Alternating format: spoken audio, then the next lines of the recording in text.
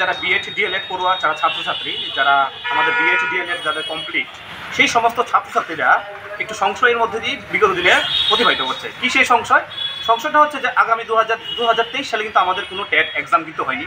2024ও প্রায় অর্ধেক পেরিয়ে যাচ্ছে, কোনো টেট এক্সাম কিন্তু হয়নি।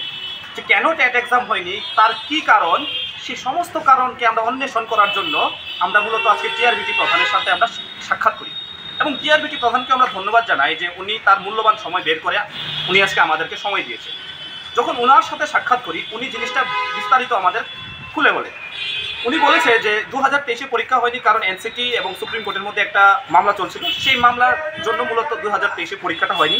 কিন্তু 2024-এর প্রথম দিক দিয়েই ওনারা যেই মামলাটা চলছিল সেই মামলাটা সলিউশন হয়ে গেছে এবং টিআরবিটি প্রধান পরীক্ষা নেওয়ার জন্য এখন সম্পূর্ণরূপে প্রস্তুত। এখন যেহেতু টিআরবিটি প্রধান পরীক্ষা নেওয়ার জন্য প্রস্তুত, তাহলে কেন পরীক্ষা হচ্ছে না? টিআরবিটি প্রধান এই বিষয়ে আমাদের অবগত করেছে যে টিআরবিটি প্রধান রাজ্য সরকারের কাছে একটা দাবি করেছিল যেন এখন আমরা পরীক্ষা নেওয়ার জন্য প্রস্তুত, আপনারা দ্রুত পরীক্ষা নেওয়ার ব্যবস্থা গ্রহণ করুন অ্যাডমিনিস্ট্রেটরের মাধ্যমে। কিন্তু তখন রাজ্য সরকার জানিয়ে দেয় যে এখন আগামীতে লোকসভা ইলেকশন, সেই লোকসভা নির্বাচনের জন্য এখন সমস্ত অ্যাডমিনিস্ট্রেটিভ বিজি আছে, তার জন্য পরীক্ষাটা নেওয়া হচ্ছে না। গেল লোকসভা ইলেকশন গেল, লোকসভা ইলেকশনের পরে আবার টিআরবিটি প্রধান রাজ্য সরকারের কাছে অনুরোধ করেছে যে এখন তো লোকসভা শেষ, তাহলে এখন আপনারা পরীক্ষা নিয়ে নিন।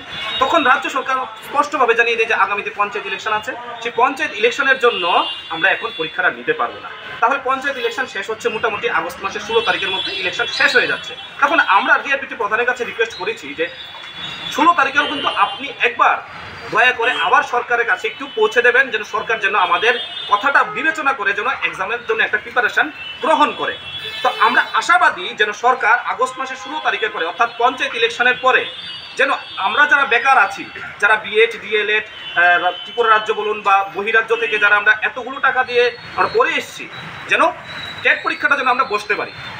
সেই অর্থে রাজ্য সরকার আছে আমাদের ছাত্রছাত্রীদের তরফ থেকে একটা বিনম্রভাবে অনুরোধ যেন পঞ্চায়েত ইলেকশনের পরে আপনারা যেন একটা এক্সাম নেওয়ার জন্য একটা ব্যবস্থা আপনারা গ্রহণ করুন। আমরা আশাবাদী, আমরা রাজ্যের মুখ্যমন্ত্রীর কাছে আশাবাদী, আমরা আশাবাদী যেন আমাদের যারা ছাত্রছাত্রী, যে ছাত্রছাত্রীর যে কথা, সেই কথাকে উনি বিবেচনা করে এবং সেটার একটা সঠিক একটা ব্যবস্থা গ্রহণ করবে। আমরা আশাবাদী যে ছাত্রদের উনি এভাবে ভেসে যেতে দেবেন না।